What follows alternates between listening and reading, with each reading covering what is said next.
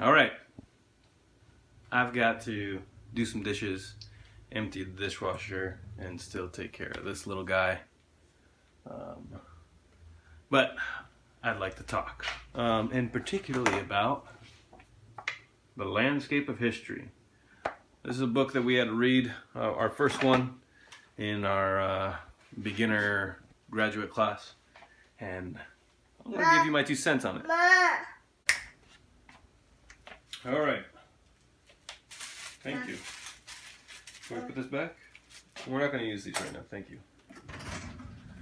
The Landscape of History. This was written by John Lewis Gaddis. It's a really light read, really easy to read. And I feel like not a great introduction to history. He kind of brushes over a lot of things that I feel like if you're going to talk about, historiography and how one does history. Can I have that? Thank you.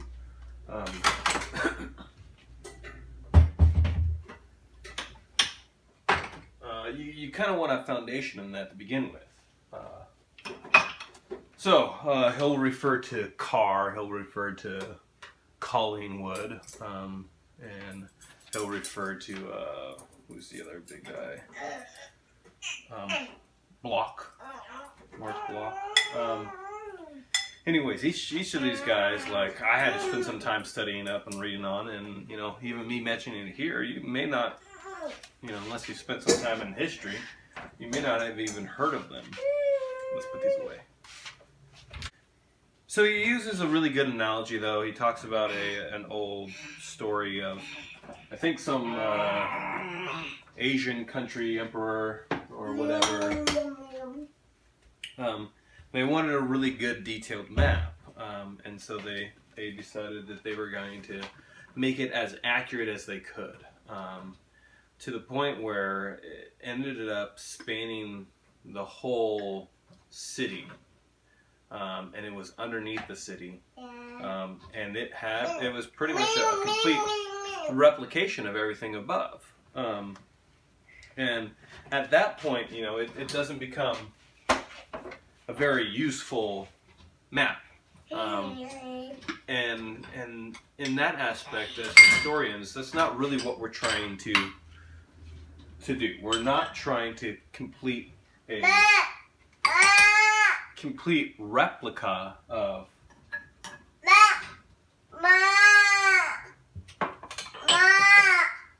the past. We're looking at understanding parts of it, illustrating things of it, getting an impression of what is there in the past, but not necessarily, a time machine per se.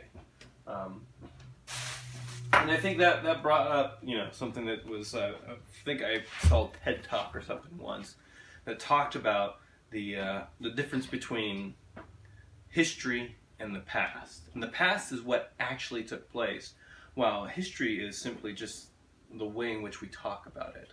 And I think that's really important, especially considering what I was asking in our last video. The last video was why do we do history? What is history all about?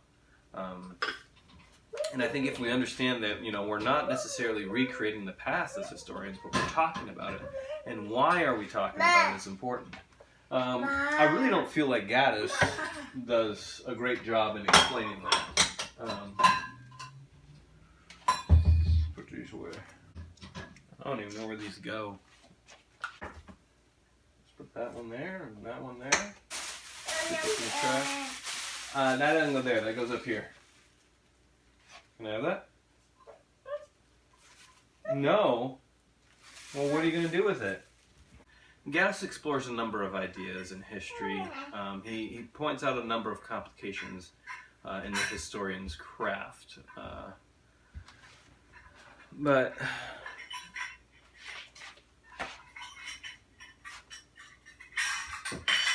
he's in this odd category where, if you recall, I asked, is history really a sociology? Is it a field of science? Or is it much more of a field of literature? Is it more of in the humanities? Maybe philosophy is a better description of what history is. And I think as long as the field kind of just hangs in this balance somewhere in between these things, we're going to get these kind of jumbled ideas. For the most part, he kind of comes out as almost a postmodern scientist. He argues history is a science, but we can't go definitively to certain sources or anything like that. So what then do we do? It's history. It's a science because it's got peer review, and there's this system of doing things. But as far as a replication, what is the lab for the historian? Where does he create his experiments and then send it off for other people to create the same thing? And that's not even, I think, a good analogy for what is even happening in the world of history. It's kind of like hey, let me show you this lens that I've created. Come have a look, and if you like it, you can use it too. And it's not necessarily a replication of anything provable or reproducible. And so for that, I disagree with Gaddis. He's probably rightly earned his way to where he is in his career, but doesn't quite do it for me. I think he leaves a lot of things unsatisfactorily answered. Is that accurate? The big questions kind of just get pushed off to the side and say, well, this is how we kind of do things, and this is, the troubles with doing things. But there still isn't okay, what do we do, and why do we do it? And a part of that, in understanding, what we do and why we do it, is getting to a point where we can say, look, this is a good history, and this is a bad history. And without that, it's,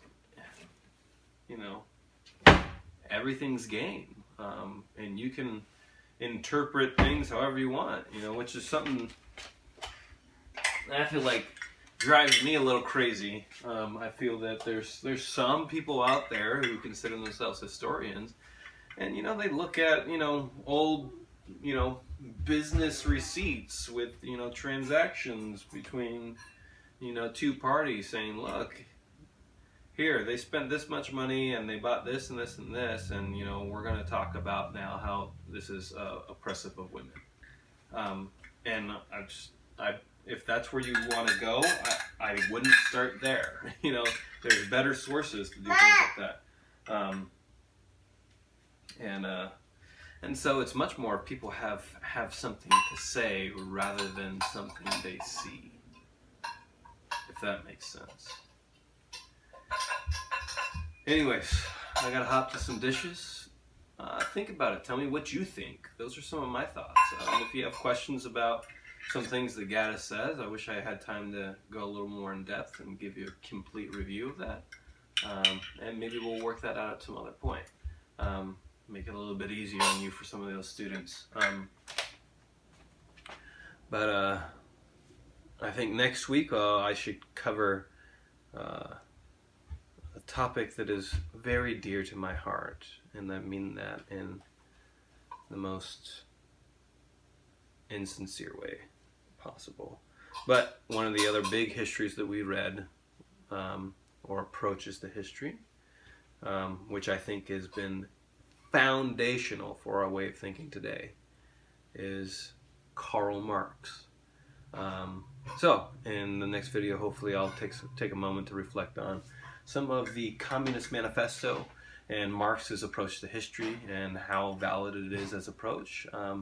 And I think if anything can be said, it has been extremely informative in the contemporary world. So peace out. Hope to see you guys soon. Hope to hear from you.